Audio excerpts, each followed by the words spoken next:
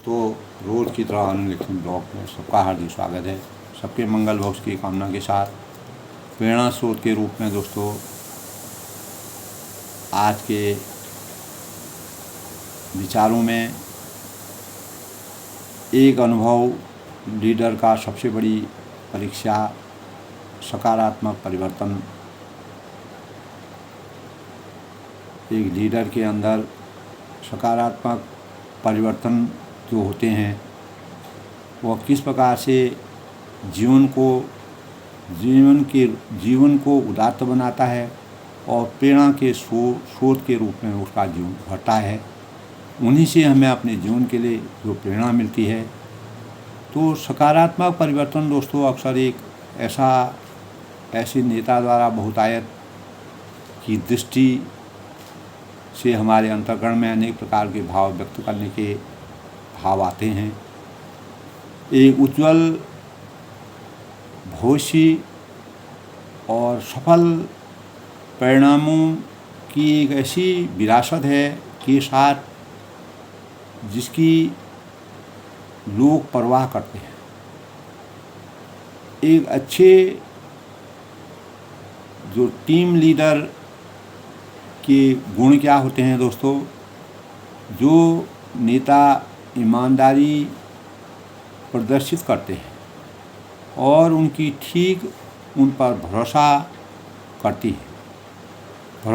हैं और सम्मान करते हैं, वे एक सकारात्मक उदाहरण प्रस्तुत करते हैं। तो यानी सकारात्मक उदाहरण किसी भी लीडर में कैसे भावों का संचार करते हैं और नैतिकता का वातावरण बनाने में वो लोग कामयाब होते हैं। सबसे पहली चीज़ है दोस्तों, सबसे पहले टीम लीडर में ईमानदारी सबसे प्रमुख गुण होता है, क्योंकि टीम के अंदर जो विश्वास उसी के माध्यम से हमारे अंतःकरण में जगह बनाता है और जो प्रभावी टीम वर्क व नेतृत्व के लिए एक जो टीम वर्कर होता है, एक अच्छे नेतृत्व के लिए इस प्रकार के भावों का होना नितांत आवश्यक है। तो दोस्तों सबसे पहले हमको समझना होगा कि लीडरशिप का मतलब गुण क्या है। तो सर्वप्रथम ज़रूरतों को अपनी ज़रूरतों से पहले, यानी दूसरों की ज़रूरतों को अपनी ज़रूरतों को छोड़ के दूसरों की ज़रूरतों को पहल करना और इस बात के लिए प्रबल समर्थन देना, और यही से वह आगे बढ़ने में सक्षम होता है। यानी लीडरशिप का अर्थ होता है दोस्तों कि नेतृत्व का अर्थ जो भी उसके अंदर लीडर के अंदर कार्यरत रहते हैं, कर्मचारी होते हैं, जो भी कार्य करते हैं, तो अनुसरण के लिए एक सकारात्मक उदाहरण स्थापित करना, एक दूसरे के अनुसरण, एक दूसरे के भावों को उजागर करने के लिए सकारात्मक भावों का प्रदर्शन करना, काम के करने के लिए उत्साह की भावनाओं को जागृत करना और नई चीज़ों को सीखने के लिए एक दूसरे को उत्साहित करना, अपने कर्मचारियों के अंदर नई चीज़ों को सीखने की प्रेरणा को प्राप्त करवाना। तो व्यक्तिगत और टीम दोनों गतिविधियों में आवश्यकता अनुसार मदद करना, समय समय पर आवश्यकता अनुसार मदद करना, ये एक लीडरशिप के शाब्दिक अर्थ का सही स्वरूप है। तो नेतृत्व दोस्तों, जो कोई भी व्यक्ति अगर नेतृत्व करता है तो उसके क्या गुण होने चाहिए? तो प्रेरणा के स्रोत के रूप में दोस्तों आत्मविश्वास नेतृत्व की सबसे बड़ी अच्छाई है। गुणों का प्रथम मानक यानी आत्मविश्वास अगर है, वह हमारे गुणों का प्रथम मानक माना जाता है। वह कठोर से कठोर निर्णयों को लेने और अधिकार के साथ नेतृत्व करने में सक्षम होता है दोस्तों, और अपने साथ दूसरों को भी संलग्न करने के, दूसरों को भी जोड़ने का प्रयास करता है। जब तक दूसरों को से हम आश्वस्त नहीं होते हैं, जब तक वह आश्वस्त नहीं होता है और उनको हमेशा लगातार प्रेरणा के द्वारा खुला संचार कर अनेक भावों से उनके अंतर्मन में प्रबल और मनोबल को बढ़ाने के भावों को और टीम वर्क को प्रोत्साहित करने में सक्षमता हासिल करने के भाव जागृत करना। तो दोस्तों, लीडर की जिम्मेदारी प्रेरणा स्रोत के रूप में अगर हम देखें दोस्तों, तो टीम की सदस्यों को के संबंधित जो विषय वस्तु है कि का प्रशिक्षण देना। जब तक हमको किसी भी विषय वस्तु के बारे में ज्ञान नहीं होगा तो हमारा कार्य सुचारू रूप से नहीं चल सकता है।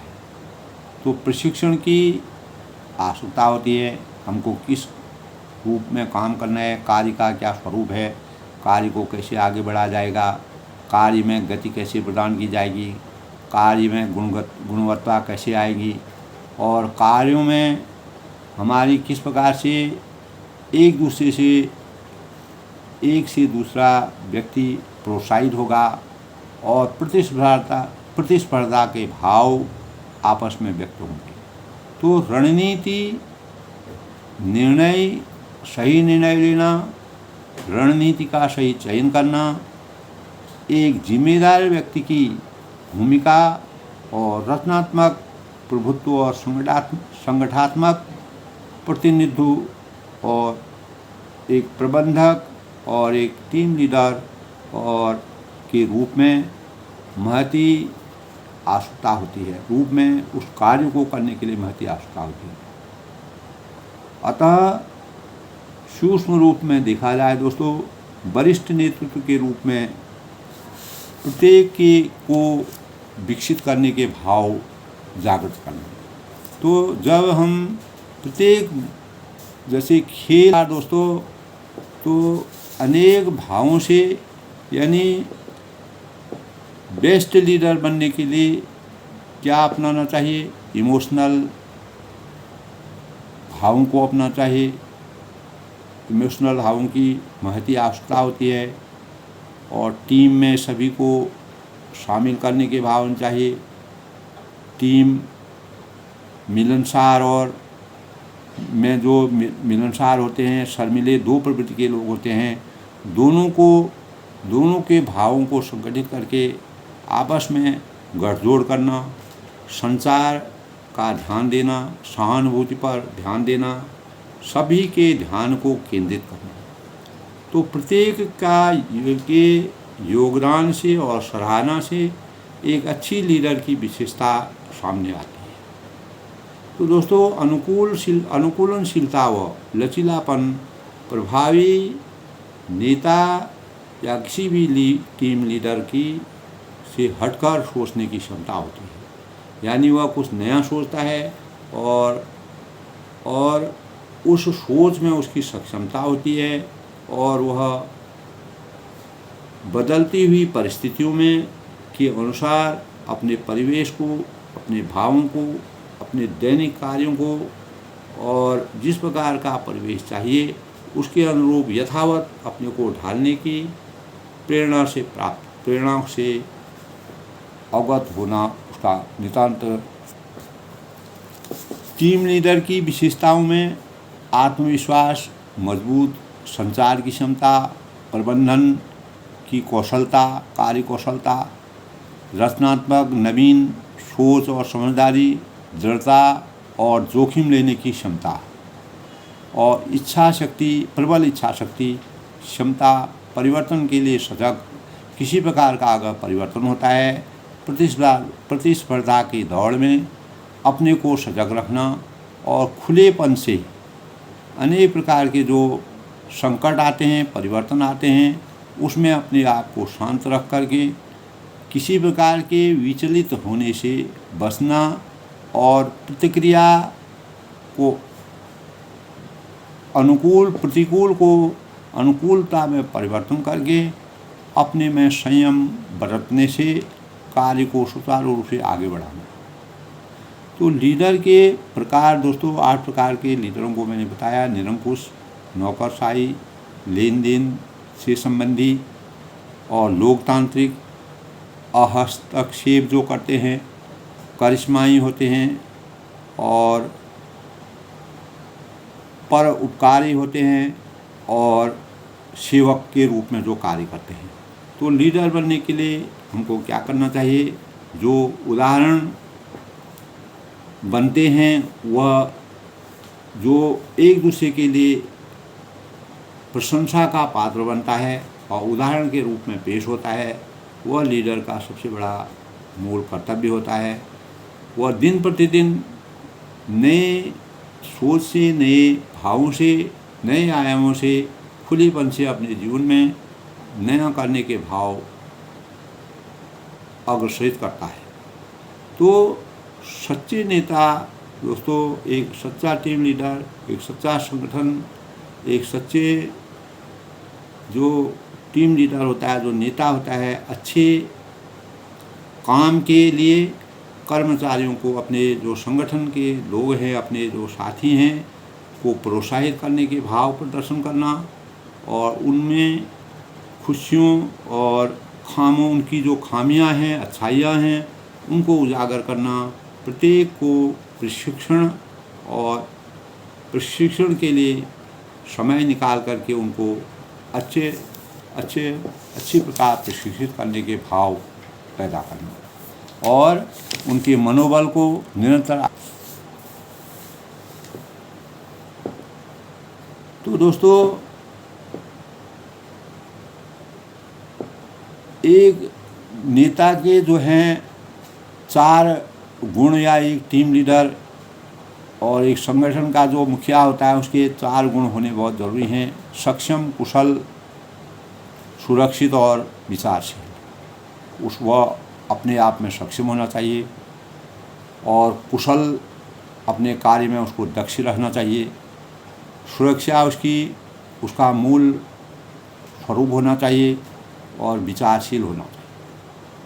तो सबके लिए दोस्तों समय निकालना, सबको समय देना, बराबर समय देना, सफलता और असफलता की परवाह न करते हुए अपने कर्तव्यों का निर्वहन करते रहना और प्रत्येक की सफलता के प्रति जागरूक रहना। तो इसी प्रकार दोस्तों, लीडर का काम, लक्ष्यों को, सबसे बड़ा काम लीडर का ये होता है कि अपने जो हमारे लक्ष्य होते हैं, निर्धारित लक्ष्यों के अनुसार हम कार्य को करते हैं। चाहे वह किसी प्रकार का कार्य हो, किसी भी कार्य से हम टीम भावना से हम जुड़े हों, तो जो हमारा लक्ष्य है उस लक्ष्य की प्राप्ति करना, कार्यों को पूरा करने के लिए ठीक से टीम को ठीक समूह के रूप में साथ मिलकर और कार्यों को गति प्रदान करना, कार्यों में गुणवत्ता के भावों का संचार करना। तो यही लीडर का सबसे बड़ा काम होता है, अपने अपने अनुसार सबको संगठित करना। तो एक नेतृत्व की जिम्मेदारी क्या होती है दोस्तों? वृद्धि किसी भी संस्था की, किसी कंपनी की, किसी भी टीम की, उसका वृद्धि करना, उसको आगे बढ़ाना, विकास करना और सुव्यवस्था करना और अपनी टीम के नेतृत्व और उसका समन्वय करते रहना। तो दोस्तों, अंततोगत्वा किसी भी टीम का महत्व, और चाहे वह राजनीतिक स्तर से हो, टीम भावना से हो, संगठन के भाव से हो, कंपनी के कोई भी हो, जहाँ पर हम कार्य करते हैं, जो कार्य लक्ष्य हमको दिया गया है। तो नेता और उनके नेतृत्व के कौशल किसी भी संगठन की विकास में महत्वपूर्ण भूमिका अदा करना और लोगों के सामने उसको सही रूप में पेश करना और उत्साहपूर्वक सबको कार्यों के लिए सबके भावों को उजागर करना। तो सफल नेतृत्व वास्तव में होता कौन है? लोकतांत्रिक नेतृत्व है दोस्तों, जो दल के मनोबल की उत्पादकता और सदस्य योगदान को बढ़ावा देता है। अच्छे नेतृत्व के गुण ईमानदारी, दूरदर्शिता, संचार कौशल के भाव, अनुकूलशीलता, सहानुभूति, लचीलापन, निरंतर सीखने के प्रति समर्पण की भावनाएं, यही नेतृत्व के लक्षण दोस्तों। बुद्धिमत्ता से कार्य करना, आत्मविश्वास और दृढ़ संकल्प और अडिगता और सामाजिकता से नेतृत्व के मुख्य सामाजिकता के भावों से नेतृत्व को हमेशा आगे रखना।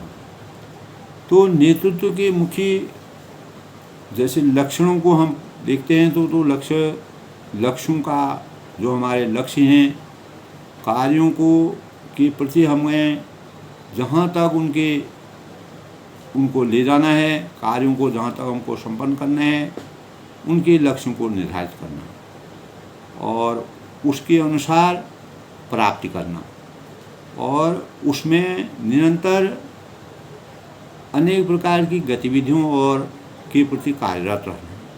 तो प्रतिस्पर्धा में अपने को आगे बढ़ना और दूसरों को हराना। तो सरल भाषा में दोस्तों, किसी टीम या व्यक्ति की अगर हम सामान्य रूप से टीम की भावना के बारे में बताएं, संगठन की भावना या किसी कंपनी या किसी भी टीम भावना के रूप से अगर हम बताते हैं, तो किसी टीम या व्यक्ति की दिशा और उसका जो का माध्यम है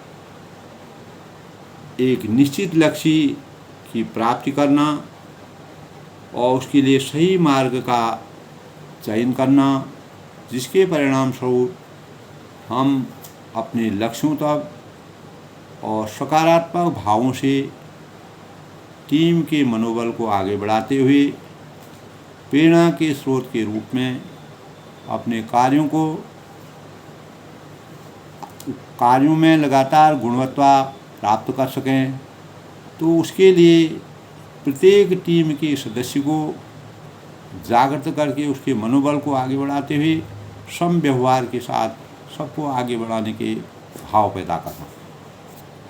इस प्रकार दोस्तों, लीडरशिप का सबसे बड़ा जो इम्तहान है, जो परीक्षा है, जो साक्षात्कार है, उसमें सकारात्मक परिवर्तन करना एक लीडरशिप का सबसे बड़े भाव होते हैं।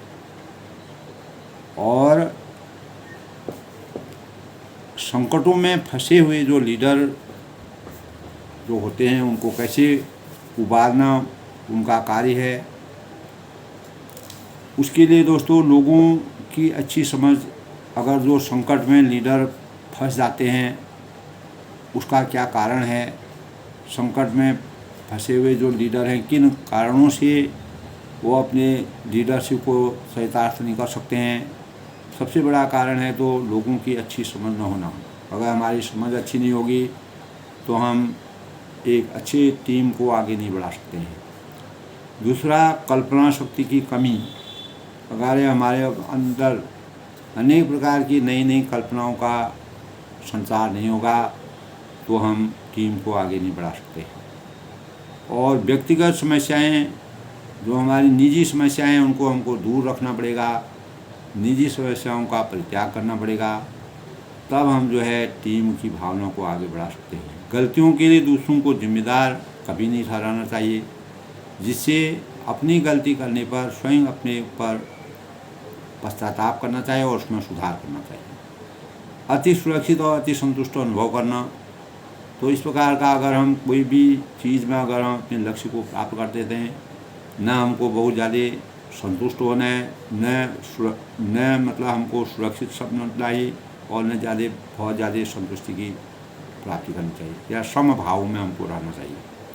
सुव्यवस्थित न होना, अगर हमारी व्यवस्था सुव्यवस्थित नहीं होगी तो टीम में जो है प्रेरणा के भाव प्राप्त नहीं होंगे। जल्दी किसी को भी सबको अपने संयम का ध्यान रखना, अगर किसी ने भी गुस्से का इजहार किया, किसी प्रकार से भी गुस्से का प्रदर्शन किया, तो वह टीम या वह संगठन, वह कंपनी, वह कोई भी संस्था है, वह उन्नति नहीं कर सकती। और जोखिम उठाने की हर एक के अंदर क्षमता होनी चाहिए। अगर हम नहीं निभा सकते हैं तो जोखिम उठाना, जोखिम से हमको कभी नहीं डरना चाहिए। असुरक्षित और रक्षात्मक होना, अगर हम अपने को असुरक्षित समझते हैं, रक्षात्मक होने के भाव पैदा करते हैं, तो ये भाव जो है हमारी टीम को पीछे ले जाते हैं। तो इन भावों से हमको दूरी बनानी पड़ेगी। लचीलेपन का, जैसे कि मैंने बताया कि लचीलापन होना चाहिए। अगर अभाव होगा लचीलेपन का, एक दूसरे की बातों को समझने का, यानी सामंजस्य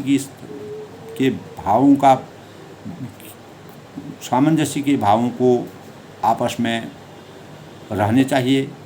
टीम भावना अगर हमारे अंतःकरण में नहीं होगी तो कभी भी टीम जो है, कोई भी संगठन आगे नहीं बढ़ सकता है। तो परिवर्तन का विरोध करना, किसी प्रकार का अगर हम परिवर्तन अपनी टीम में करते हैं, जो कि टीम लीडर चाहता है उसमें सुधार हो रहा हो, उससे हमारा मनोबल बढ़ रहा हो, हमारी गुणवत्ता बढ़ रही हो, हमको लाभ हो रहा हो और हमारी टीम लक्ष्य के अनुरूप जा रही हो, तो उसमें किसी का भी विरोध नहीं करना चाहिए। तो इन्हीं भावों से दोनों को आगे बढ़ाने के लिए लीडरशिप का सबसे बड़ी परीक्षा है। तो सकारात्मक परिवर्तन करना हमारे जीवन के लिए, और अच्छे कार्यों को करके कैसे हम अपने जीवन को प्रेरणा के रूप में आगे बढ़ा सकते हैं। किसी भी कार्य में अपनी दक्षता प्राप्त कर सकते हैं। किसी भी कार्य में दोस्तों बिना टीम के हम कोई भी कार्य नहीं कर सकते हैं, चाहे वह किसी भी प्रकार का कार्य हो। एक दूसरे की सहायता से, एक दूसरे को साथ दे करके, एक दूसरे के भावों को जोड़ करके हम किसी भी कार्य के लक्ष्य तक पहुंच सकते हैं। तो उन लक्ष्यों को पहुंचने के लिए जहाँ पर टीम भावना की बात होती है, तो सबके विचारों में सामंजस्य होना महती आवश्यकी है। इस प्रकार दोस्तों, आनंद लिखनी ब्लॉग में सबका हार्दिक स्वागत है। सबके मंगल भविष्य की कामना के साथ आज लीडरशिप का सबसे बड़ा जो परीक्षा है, उसमें सकारात्मक परिवर्तन करने से हमारे जीवन में किस प्रकार की गुणवत्ता का संचार होता है, ऐसी प्रेरणा के विचारों से मैंने अपने भावों को व्यक्त किया। सब लोग खुश रहें। ऐसे भावों को नए लोग हैं, युवा लोग हैं, इनको सुनना चाहिए, अपने विचारों को बदलना चाहिए। अगर किसी भी टीम में वो काम कर रहे हों, उसके अनुरूप अपने कार्यों में संलग्न रहें और अपने जीवन को लक्ष्यों तक पहुंचाने की प्रेरणा प्राप्त करें। सब लोग खुश रहें, प्रसन्न रहें।